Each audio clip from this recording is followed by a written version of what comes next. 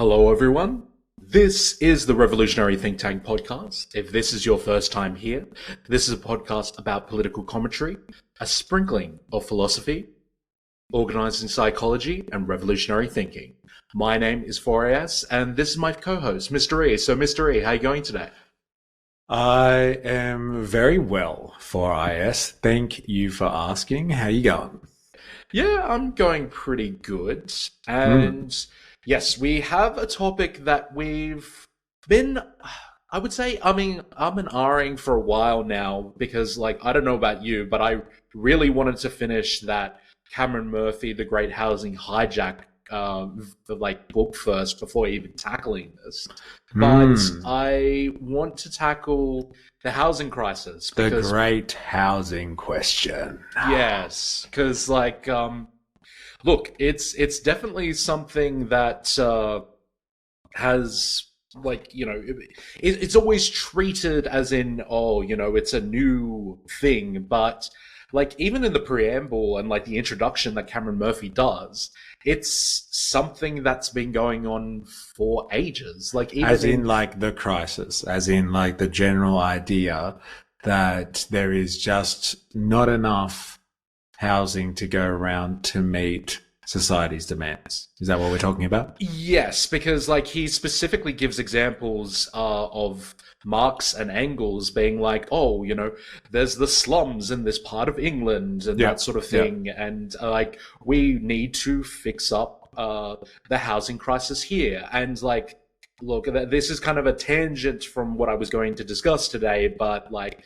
he dedicates like one section of the book of you have people in government, or you have people that are looking towards the housing question, and they go to a bunch of academics and they give their representation, or Hmm. what they believe you should do in order to fix the housing crisis, and Yeah. then they go off and do that, and then uh, then suddenly in X period of time, maybe even a new government comes through, and then they ask the experts again. So, Yeah. like, whilst this is always treated like it's a new idea, it Yeah. is uh, a constant thing. It's Yeah. just this version of Hmm. the housing crisis. Right. So it's a feature of the capitalist system for us.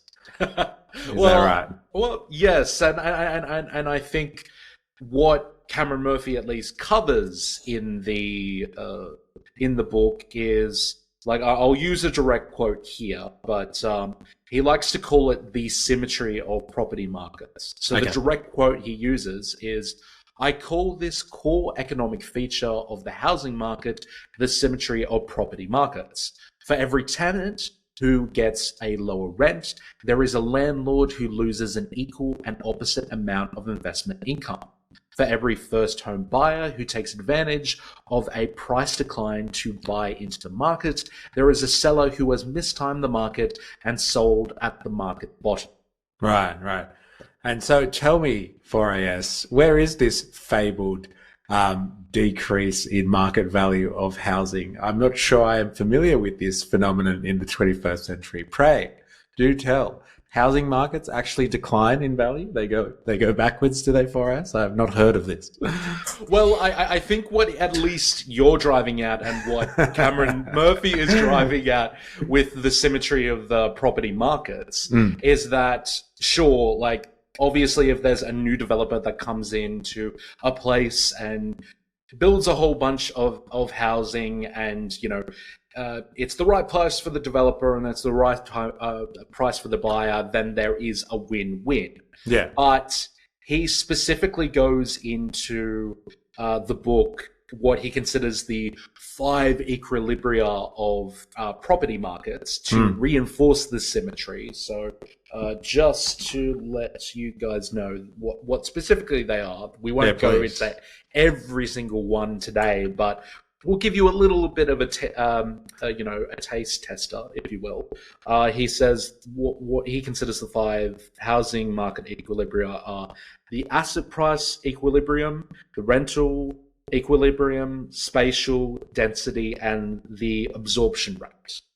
Right. Um, I'll give you a few examples today, but what he says is that yes, there are wins on the board, or at least a win-win situations do occur, but it gets to a certain point and the equilibria levers start to pull to each other, that it gets to a point in the market where, um, you know, if there's more of a demand, if there's more of a demand for something, the price will go up Right. for said housing. But but I think it's probably best if I kind of explain it via a couple of examples. I will send you the graph for this, but the first example I'll use is what he calls the spatial equilibrium. So for that one, what that kind of goes into is that, location, location, location. So he basically gives you a graph, and he imagines two families. One is the Lee family and the other is the Jones family. So the Jones family, Is that Lee with a double E?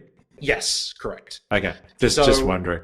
Yeah, no, that's Like, fair enough. what's the like other equivalent of like a Caucasian, standard last name, and like let's use Lee. Is that like the Asian spelling Lee, right?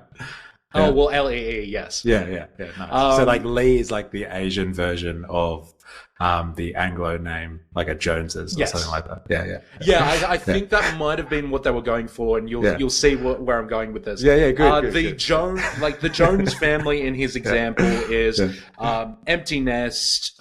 Used to be a big apartment for the family in the inner cities. Yeah.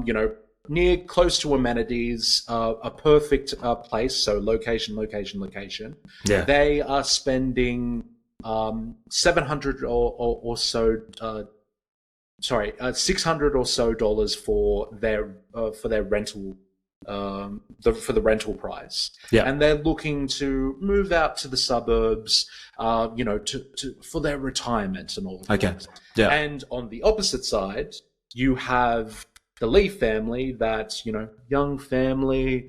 They they are in the suburbs, but they're looking for a place that's much more convenient for them.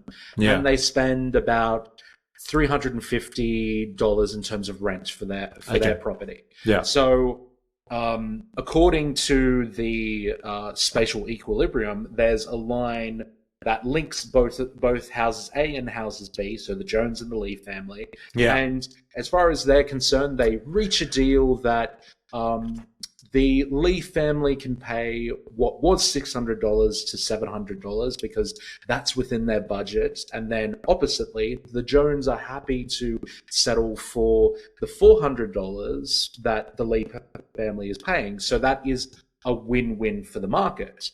But as soon as you get outside of that win, because the market seems to be under the assumption that where people want to live is where it's dictated, that's why I guess developers and all of that are obsessed with the amenities that a place provides. And, the rental price that a place dictates is how attractive it is. And he specifically, the idea of that he specifically goes into is that I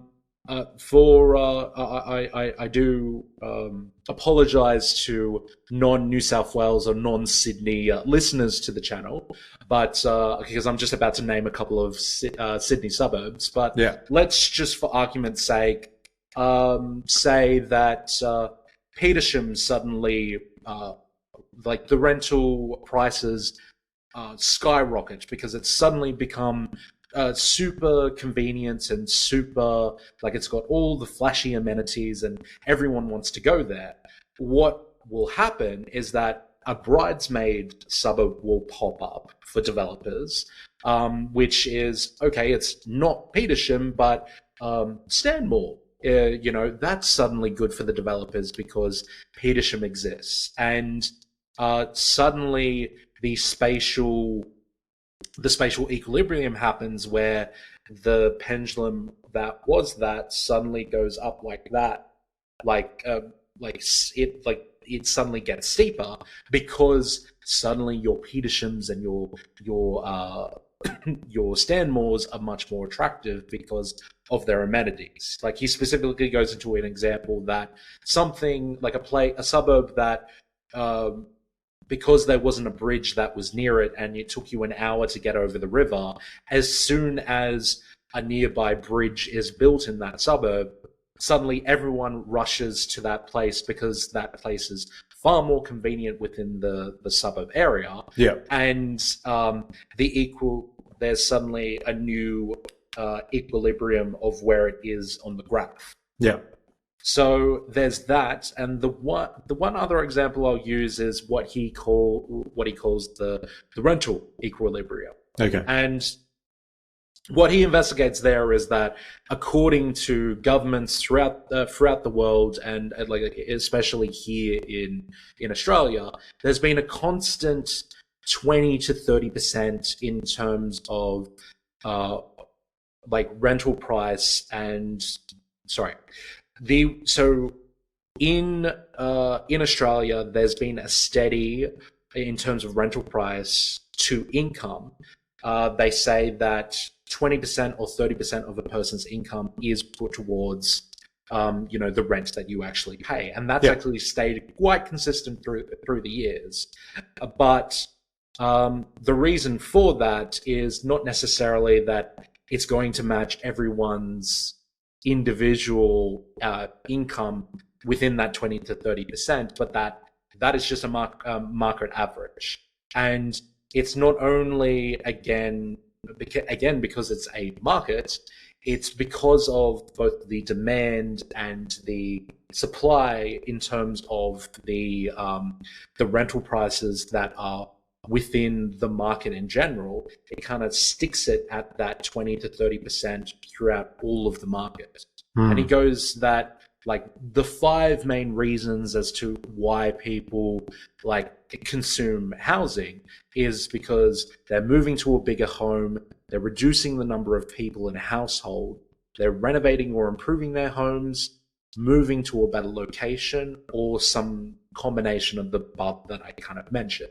Yeah. And it's because of that unlike other goods, housing is referred to as a normal good. So what that specifically means in economics terms is that we consistently spend that 20 to 30% in terms of income. Yeah, it's essential. Yeah, because you can only consume so much housing. Right. Like you can only live so much in a place. Yeah, exactly. So and he kind of contrasts it in terms of an inferior good would be, say you have $500 that you typically spend on clothes. If suddenly the price of clothes drops, like you're still kind of going to spend that $500. It's just that, like, say there's a discount that you go to your local store and suddenly you can get 3 pieces of clothing for instead of what used to be 1. Like you're still going to use that that same price to get your clothing. It's just suddenly there's a bargain involved.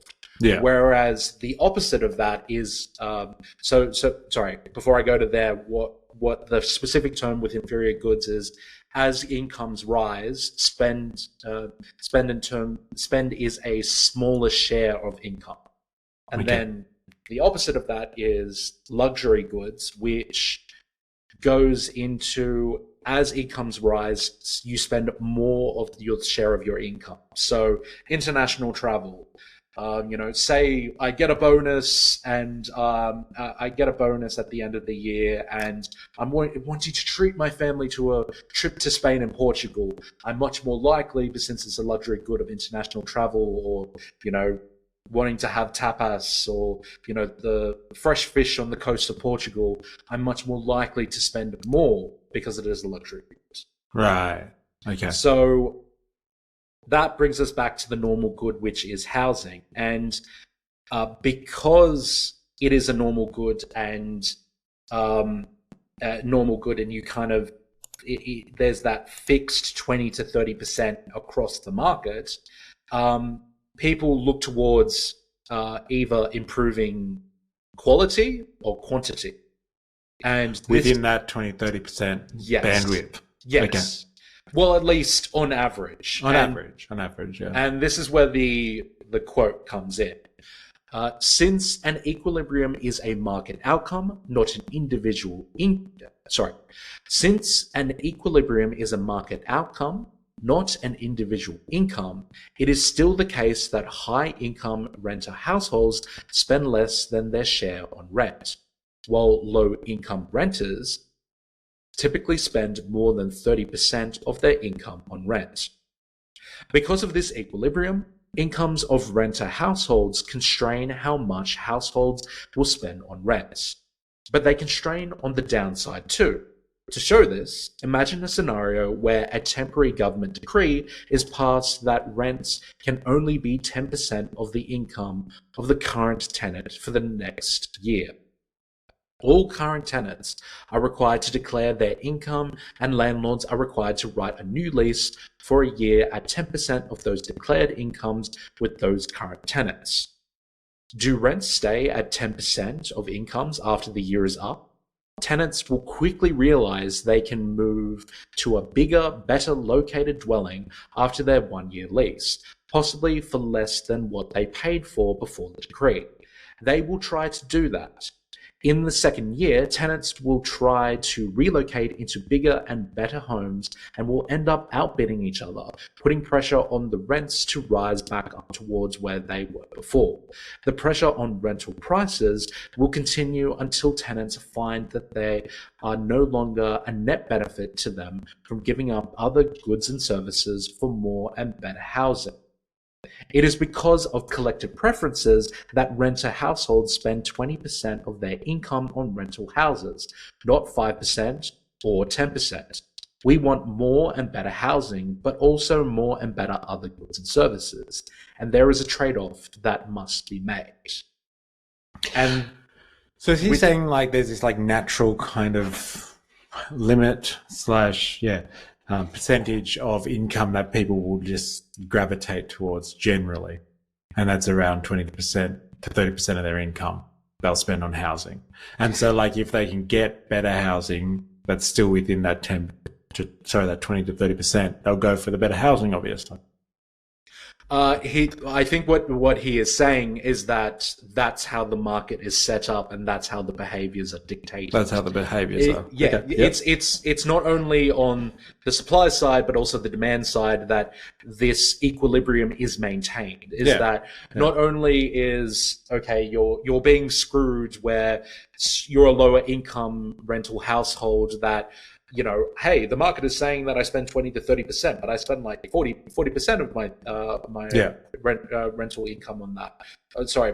Your income on rent. My income on rent. Like, that's screwed up. Like, why am I doing that? But then on the opposite side of things is, I suddenly seen a bargain because I've taken advantage of this decree.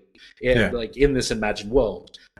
Suddenly, everyone's going to flood into that loophole, if you will, and then the equilibrium is maintained. Yeah. So this is the reason why, as well, that kind of rental equilibrium gives us gentrification, because what ends up happening is, which again links to the spatial equilibrium. New and flashy amenities and like new shops happen to pop up in this suburb, which is where what happens is higher income households end up coming into the area, and then they force out the lower income households. So what used to be, say, a working class suburb, because it's got new and flashy amenities, is suddenly a higher class suburb, if you will. Yeah. It's because of that rental equilibrium. Yeah. And this all links back to affordable housing, because what's very interesting is Cameron Murphy like starts the entire thing being like, yeah, affordable housing is a buzzword and it's kind of bullshit. And I was like taken aback when he said that. I'm like, ooh, okay, that's interesting. Because like he like at the very start of the book, quote unquote, he's like, once they were property speculators, now they are housing developers. Worse, the word affordable is a catch-all buzzword that allows everyone in the market to pretend to want the same thing, affordable housing, without ever articulating what it means. If instead we use the phrase cheap housing, just like we do for cheap electricity, cheap food, and cheap clothes, it would make clear that perhaps this is not what landlords and property speculators want. And I was genuinely curious, so I asked Copilot like what the New South Wales government and what the Australian federal government consider affordable housing, like what their definition is. And what it gave back to me is, in New South Wales, affordable housing is defined as housing that is available to very low to moderate income households. It is priced so that these households can also meet other basic living costs, such as food, clothing, transport, energy, medical care, and education. And this is the important sentence. Generally, housing is considered affordable if it costs less than 30% of the gross household income. Yeah, I was going to say, I know a bit about planning, and yeah, look, affordable housing is a term given to a type of housing that doesn't put households under financial stress due to the housing costs associated. So whether you rent a house or you have a mortgage on a house, if you would be considered to have housing costs. Okay, so like if you owned your house outright, maybe you inherited it, maybe you were lucky enough to pay it off if you had a mortgage on it. But if you don't have housing costs, you don't have to spend any money to live somewhere, then like you aren't really considered on this whole spectrum of whether or not housing you live under some form of housing affordability or housing stress in the wrong situation. So housing generally, and that's why I was asking about the market kind of generality of 30% of your income, because what people in affordable housing research consider to be an unreasonable housing cost. So whether that's rent again or paying off your mortgage or something, if you're paying more than more than 30% of your income, your household income in housing costs, you are considered to be in housing stress. And so affordable housing, yes, is a type of housing, whether that's provided through the market or via government, doesn't matter. It's the detail is in that housing is provided to people, so they are not, like I said, spending more than 30% of their income on housing costs. And yes, that is generally given to people that are from a lower socioeconomic background, because it's usually people that don't have as much money to spend on housing, which are completely squeezed out of the market. So like you could be like, to use another Australian example, renting in Vaucluse or Surrey Hills or something like that. And if you're spending, more than 30% of your income on your housing costs, then like you're technically in housing stress, but like you're also choosing to live in like the most affluent suburbs in like almost the country. So like, is your housing stress a choice because you just want to live in a super rich and wealthy area, or are you actually under housing stress? So like affordable housing in that sense, housing stress is to a certain extent a market choice as well, because like you could just go out into a much more affordable place to live and then you wouldn't be under housing stress anymore. So housing affordability, unfortunately, is devoid of any of this spatial consideration that you were talking about before. Yeah. Because like if somebody really wants to avoid being in housing stress and wants affordable housing, well, then go live out in a regional area somewhere, because you can buy a house for about $200,000 in certain areas.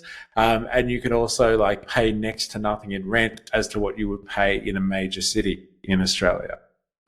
So like there are choices to be had. But if you consider the fact that people want to live where they want to live, or at least as close as possible, then the question comes down to, are we doing the right thing as a society to provide people locationally where they want to live, not just in the right supply? Because again, you could have supply riddled throughout the country, but if people don't want to live in these areas because they can't find work there, or they don't have the right skills there, schools there, or services or amenities as you've described, or people don't want that lifestyle, they don't want to live out near, I don't know, a coal mine in like a regional New South Wales somewhere, and they want to live in the city.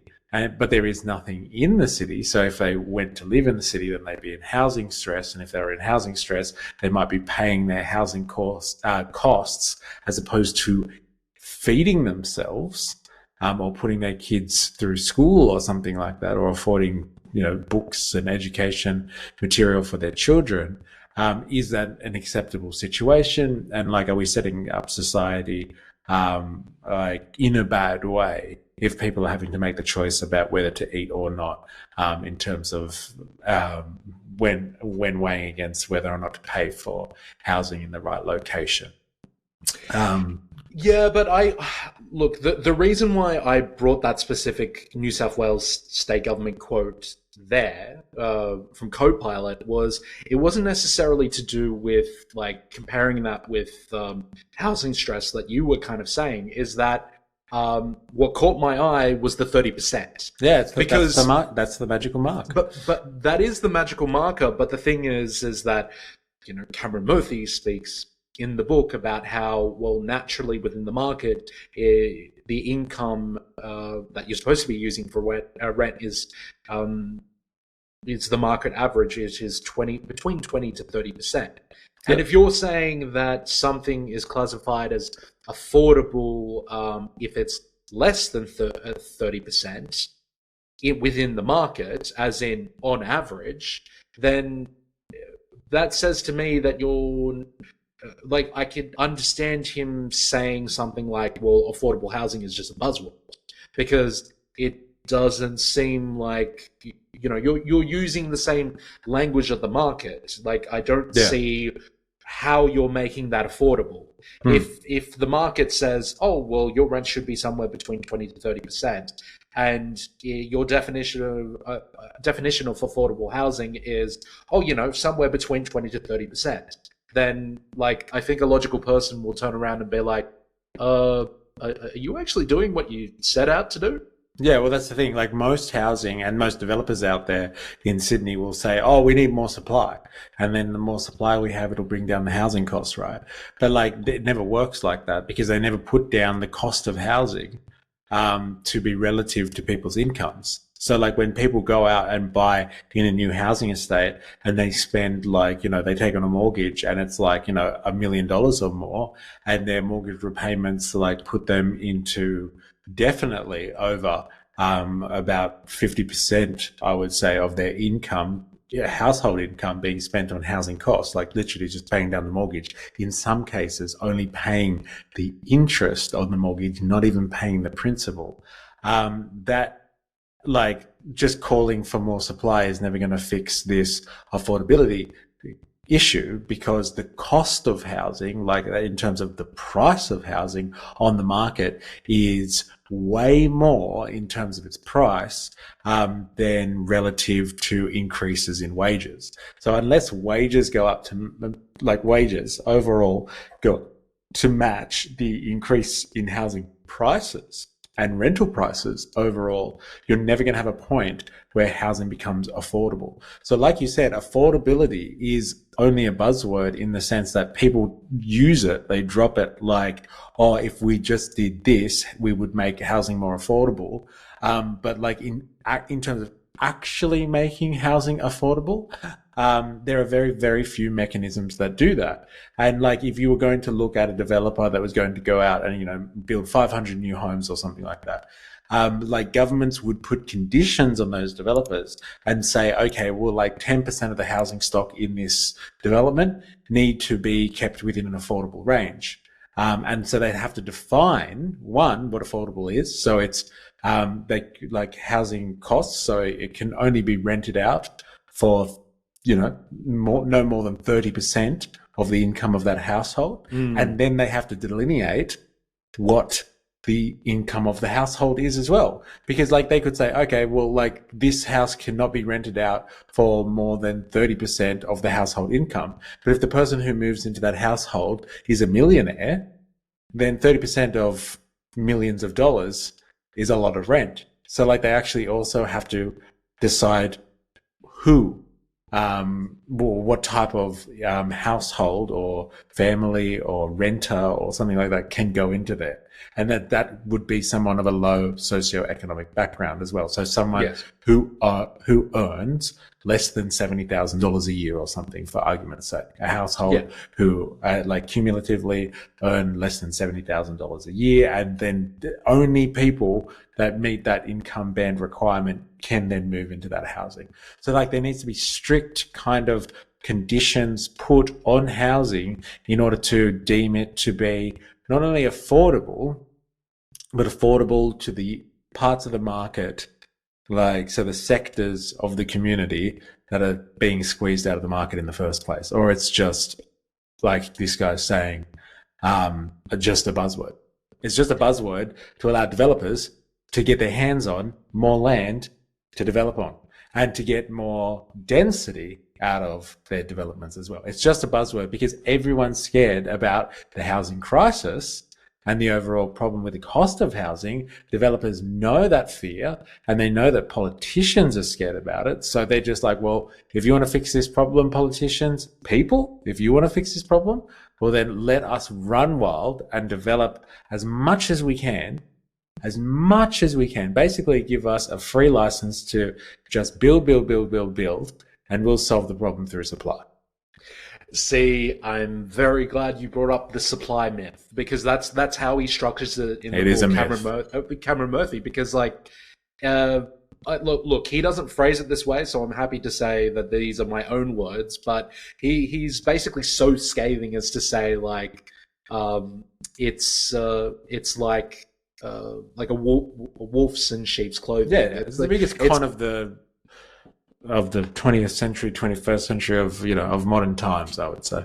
Yeah, because like what the supply myth does is that it's a perfect culmination of interests are coming forward, which is the property developers, it's the politicians, and it's the investors. Like they're the people that are buying the investment properties, and they're all coming together. And if you just say, "Oh, all we need is more supply," the politicians, like, I'm obviously paraphrasing what Cameron Murphy says in the book, but the politicians can act tough on the housing crisis, where they're like, oh, hey, we're putting in policies, we're doing reports by our various governments, and we're fixing the problem. Yeah. They have the reports, and then they hand it off to the property developers that are able to make a quick buck with all of their developments. And I'll have to look up the quote within the book again, but I'm pretty confident that 60% or ish of the population are part of those that have an investment property, that have a nest egg. I'm pretty confident he said like 66%. 60% of the population or people already with housing have a nest egg? That the population of Australia, like, they have an investment property, at least one. Wow. And I thought that was like a pretty huge one. I'll write it down in the comments if I got that one. Yeah, yeah, it'd be interesting to know, actually, if 60% of like adult Australians have an investment property.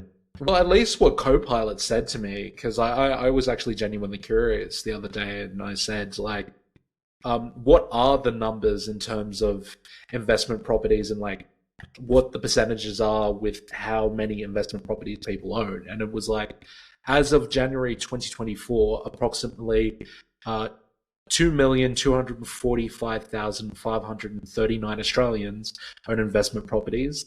These investors collectively hold around 3.25 million homes. A breakdown in terms of the distribution is 71.48 is investors that have one investment property, 18.86% two properties, 5.81 is three properties, 2.11 is four, 0.87 is five, and 0.86 is six or above. Yeah. So you can see the concentration of wealth. Yeah. But yeah, I'm really glad you brought up the supply issue because it seems like It's a complete fallacy. It's a complete fallacy. But it's just interesting because in so many aspects of whether it's government or whether it's anything to do with companies or public life, we have, fiduciary relationships, we have conflicts of interest, and like this one's a glaring conflict of interest, and we just persist with the supply myth. Yeah, well, it's just stupid. Like in the sense that, like, okay, like there might be a supply issue out there. Okay, so let's just think about and this is just for argument's sake. Let's just say that people want housing, as in standalone, detached dwellings. Okay, so that's you have a house and it's detached from other houses. It has your own four walls, and you have a front yard and a backyard and like a small side setback area. So sides and space between your house and the next house. So that's pretty much the Australian dream right there. And you have a fence kind of around that, except in your front yard, which is open to the street. So like there might be an actual supply issue there because like most people would like to live the Australian dream, which would be in like more of a suburban dream, or at least not a suburban dream. Doesn't have to be. You could live in an inner city area, or even in the city, or near the coast or something like that, and actually have still a detached dwelling. So a house, as opposed to an apartment, or some type of row house or a terrace house arrangement or something like that. So like there might actually be a supply issue out there. Maybe there's not enough detached homes out in Australia, spread across, the various suburbs, regional areas, urban areas, that make up, the east coast of Australia or the west coast of Australia to meet people's actual demand for housing, because housing is quite expensive when you package it up like that. You have to clear vast amounts of land, or you need to locate vast amounts of land. You need to provide services to that. So like there's like roads, we're talking about like water supply, electricity supply, sewerage networks. You need to provide internet. You need to provide transport services for all that. So you need to construct major roadways. You need to think about public transport and servicing. You need to be thinking about social infrastructure too. So parks, schools, hospitals, secondary education. So you need to think about servicing these areas as well. And they take up a lot of room. So they're more expensive, they're harder, and they've got massive environmental costs too. Like, getting transport to a suburb, which has like 300 houses in it, which is quite expensive if you think about how much area 300 houses will take up if they're all on, 300 square meters to 600 square meter blocks, as opposed to one apartment building that has 300 units in it. Like the amount of space like in those two things comparably is like the environmental costs associated with those two things is like almost not comparable. So there may be a supply issue in terms of like everybody wants to live in a detached house, but there's not enough houses out there to meet that type of demand. However, However, this is where the whole affordable housing myth via supply goes out the window. Because let's just say, even if they cleared enough land and developed enough housing, like detached homes, for everyone in Australia that wanted them, and this is what developers do, they don't say, oh, well, far out, we've just like literally met demand and everybody in Australia can have a house now. Let's just make sure that the cost of all of these houses is like, goes down to like $200,000 a house. They still want to sell all of these blocks with a house on it for over $1 million.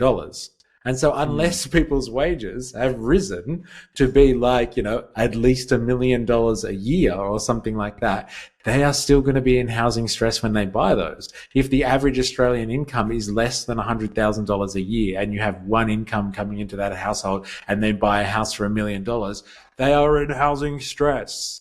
Even if there is enough houses out there for every single person, if the market dictates that the price of that housing that they are going to buy, or the price of the rent on that house that they're going to live in is well above 30% of their income, then they are still in housing stress and affordability doesn't exist. So you could give you could give all developers in this country a complete license to build as much as they want. They can build, all over the Blue Mountains. They could build in the middle of the Sahara Desert if they wanted to meet that supply. But if they're going to charge $1 million per home, or if they're going to charge, hundreds and hundreds of dollars per week in rent, then it's not going to be affordable. It doesn't matter about supply.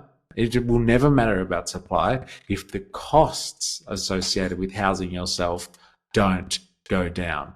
And it will never go down for IS because it is an item on a market. And like that is the big conversation that like no one has. And that's why I was wondering whether this gentleman, Cameron Murphy or not, is a Marxist, or like uses Marx's kind of analysis of capitalism, or if he's just like kind of a bourgeois style economist. Well, look, he definitely uses Marx and Engels in the introduction. Right. So at least he's very well aware of, the various housing questions that have been through the years. But I guess in terms of a solution and whether he is a Marxist or not, I'm not entirely sure. But what he definitely talks about in the latter half of the book, which was going to be the next point I was going to bring us to, is what he calls his concept housemate, which effectively was a public housing slash alternate to the market system. Because he pretty much flatly says, with this 5 equilibria that he talks with in the book, and all of these actors, this cheering squad of yimbies slash property developers that are. Did he say yimbies? Yes. Yimbies? Okay. Yes. As opposed to nimbies, right? Yes. Look, that's another aspect of the book that I won't go into, but he's very critical of yimbies. Yimbies? Yes. Because usually people are critical of nimbies. Yes. So I won't spoil it. You should read it for yourself, but he's very critical of yimbies. Okay, so just so for the audience, a NIMBY is not in my backyard. So they're people that are anti-development, and they don't want things happening near them that are going to affect their peace and tranquility, the Australian dream that they bought into, their slice of Australiana, let's say. And they don't want things affecting, their suburban backyard kind of existence. But YIMBYs are different to that. I'm not very versed in YIMBYs because they don't usually present a problem in my world, but they're in my backyard people, and they don't mind a bit of development. Is that right? Yes, but you mentioned density before, and even in a scenario where we gave property developers all of they want, it's not like they would immediately go out and turn everything into housing and make brutalist architecture and rows of houses. They would only do as much that is profitable. Yes. And this, along with the density equilibrium that he discusses in the book, if I remember the part correctly, he's like, oh, well, YIMBYs, they, much like the property developers, they kind of want to cut red tape. It's a Trojan horse for the property developers. They're like I forget the specific criticism he has of them, but I can definitely tell you he was critical of them. That's interesting. Okay. Yeah, and what he kind of discusses. Yeah, what's his solution? His solution? His solution was what he calls housemate, where he's like, hey, this equilibrium exists. YIMBYs exist, the cheerleading squad for how the housing market actually works, whether that's politicians or property developers, exists. And quite frankly, without changing this market, without getting rid of this system, you're just not going to do it. So your next best option is to create an alternate market. So what he says is, quote unquote, housemate would be a parallel public home ownership system alongside purchase and rental in the private property market. It's like adding an extra board of the game of Monopoly, but one where the 5 property market equilibria do not dictate pricing, housing production, and access. Ideally, a housemate system would offer apartments in inner urban locations, townhouses in middle suburbs, and detached homes in outer suburbs, and feature a variety of dwelling sizes and designs to accommodate different household sizes. And there's two quotes in the latter half of the book that kind of back up this thing. Is that one, he's massively supportive of the Singapore housing alternative system that's there, and two, he makes a huge argument in the latter half of the book where he's like, well, if you actually think about it, we already have alternate systems that are in place. Like the schooling system, there is both private schools as well as public/state schools. Sure, the funding for the state schools has not been the best lately, but an alternate system within public schooling actually exists if you are unable to spend the private tuitions that is private schooling. You can send your kid to a state school. Yes. And because that logic exists, you should be able to institute something like the Singapore system, something like housemate, where there's an alternative to the market. Though, to be completely honest, probably a Marxist or a leftist would just say, yeah, that's public housing. Yeah, yeah. And it sounds like he's just calling it public housing. Yeah. It is just public housing, but he's just saying you'd have different types of public housing as opposed to just these ghetto skyscraper blocks, kind of thing where everybody lives in the same shoebox. You'd have varied housing actually that reflects the market to a certain degree. So in more dense areas, you'd have apartment living. In more medium density areas, you'd have townhouse living. And then in more low density areas, you would have detached homes and stuff like that. So you'd have public housing that meets and reflects the character of the locality that it's based in, which makes sense. It'd be like how the market responds to market forces or the desired character of an area. So should public housing and not just be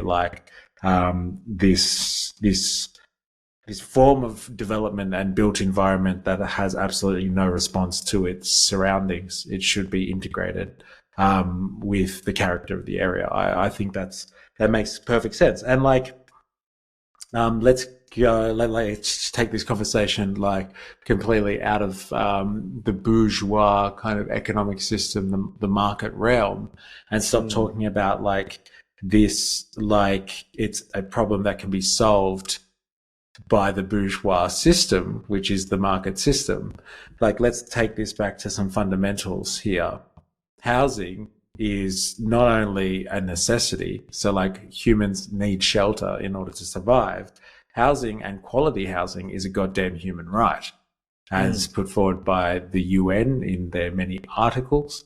And so, like, if housing is, and quality housing that is a goddamn human right for us, we as a society are failing to ensure that all people are provided with quality housing. If we have markets that are set up where people literally cannot enter those markets at all, and like there's not enough supply for them in areas of their choosing, that leads to that demonstrates or exemplifies the fact that there isn't quality housing. Because if people are having to make a sacrifice on where they want to live, they're not getting the quality of housing that they require. People should be able to choose where they want to live, and the market should be able to respond to that. And if the market cannot for us, then we take housing off the market. See, there is this idea, this contradiction, if you will, in capitalism, which comes down to I think it's one of the most fundamental contradictions in capitalism, is like capitalism has got to do with the exchange of commodities at the end of the day. And what is a commodity? A commodity is a thing that is produced not for immediate consumption of the producer, but is produced by the producer for exchange purposes. And so, like, you produce things for exchange, and when you produce something for exchange, it goes onto the market. It goes onto the market to be exchanged, and it comes with an exchange value. And so, like, if you're just producing things for exchange and producing things for their exchange value, so their price, their cost on the market, as opposed to producing things because you are producing like actual things for people to use, there is a problem there. And housing, as we've said before, it's an essential to human life, and it's a human right. And so the question has to be asked, should housing be provided based on its exchange value?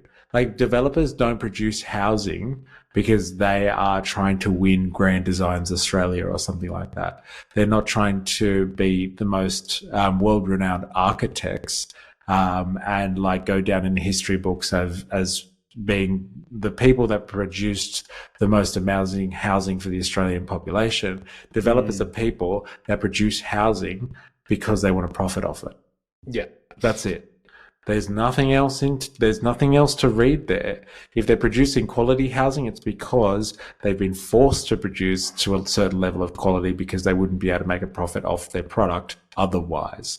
So if they could like get away with absolute murder and build something that crumbles a year after it's constructed, and so be it, they would. But there's certain building standards and requirements in Australia. I don't know, I can't speak for the rest of the world, but like builders are held to a certain standard, and there are laws and regulations out there to stop them from actually murdering people through crappy housing developments and things like that. So, if the market, and we know this because the world is going through a housing crisis, there's not enough housing and people want to break into housing markets and they can't. If the market cannot deliver on housing, and like housing has a value to humans outside of the market because it's a house and people need shelter, then take housing off the market. Done. There's a solution.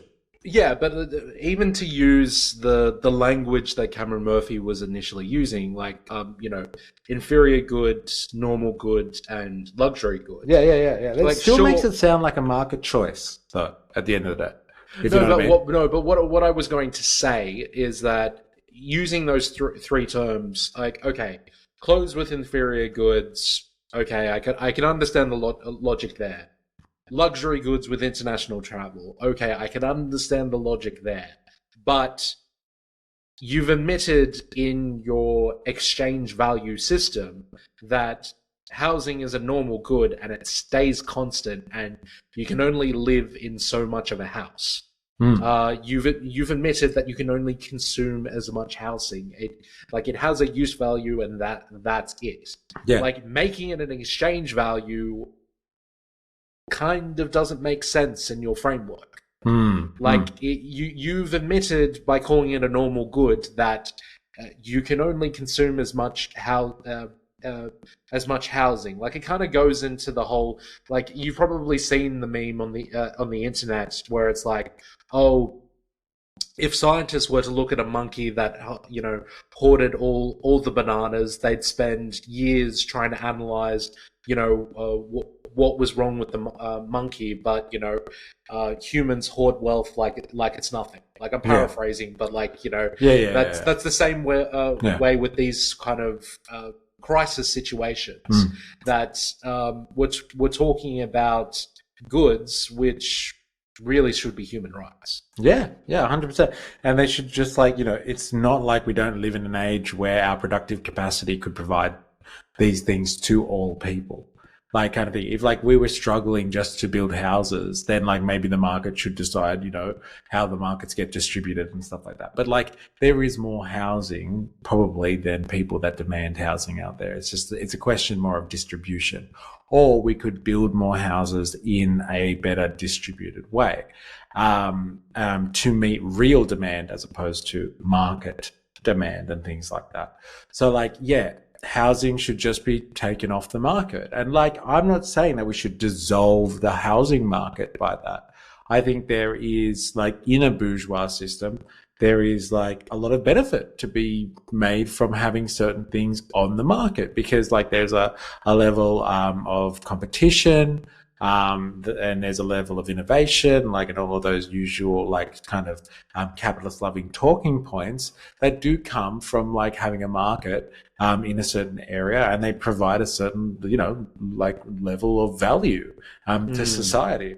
So just you use the example of public schools and private schools, if you didn't have public schools at all to set the standard of what schooling is, then private schooling wouldn't have any bar to run itself off. So private schools are always better than public schools, because private schools have to at least be public schools and a little bit more because you're paying for it.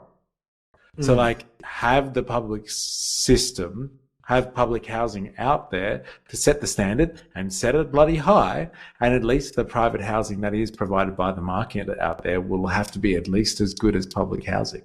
It'd have to be at least as good as public housing and better to make people want to spend a sizable portion of their income on housing costs. Humans shouldn't have to spend money on housing costs, especially in this day and age. We live, especially in Australia, in advanced and affluent enough societies to provide housing to people off the market.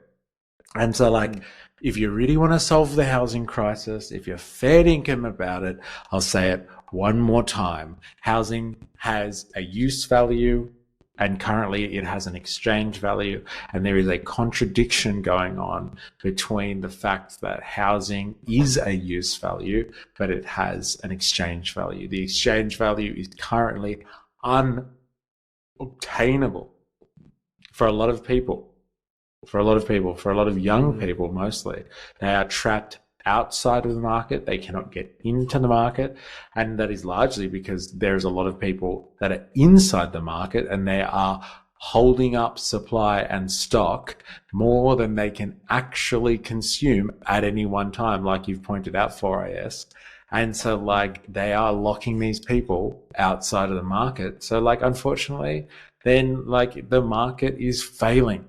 Then we just need to really just accept the fact that the market, as lovely as everybody thinks it is and everybody wants to get in on it and stuff like that, it has failed us. It has failed, kind of thing. And so get over it.